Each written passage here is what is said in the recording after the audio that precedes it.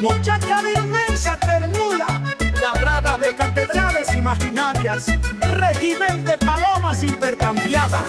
abriendo mis brazos a tus pétalos, invoco sobre tu transparente estructura la dulzura de tu luna de fuego, con este designio construido y dictado por el lenguaje del trueno.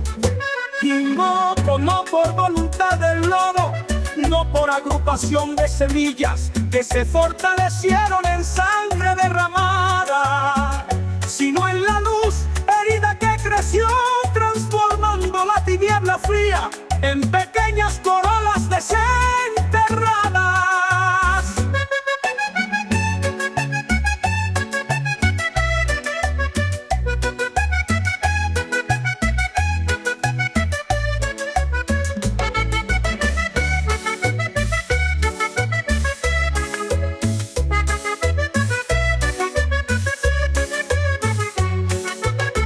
Muchacha de inmensa ternura,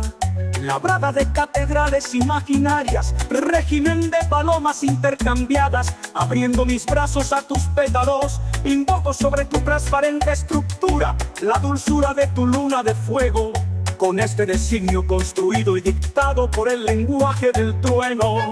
Invoco no por voluntad del lodo, no por agrupación de semillas que se fortalecieron en sangre derramada, sino en la luz herida que creció, transformando la tiniebla fría en pequeñas corolas desenterradas.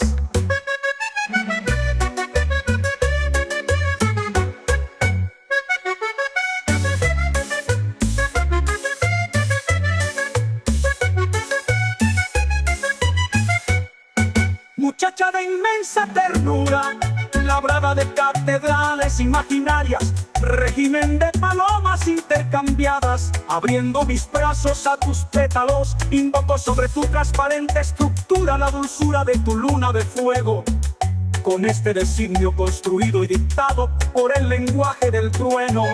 Invoco no por voluntad del lodo, no por agrupación de semillas que se fortalecieron en sangre derramada, sino en la luz herida que creció, transformando la tiniebla fría en pequeñas corolas desenterradas.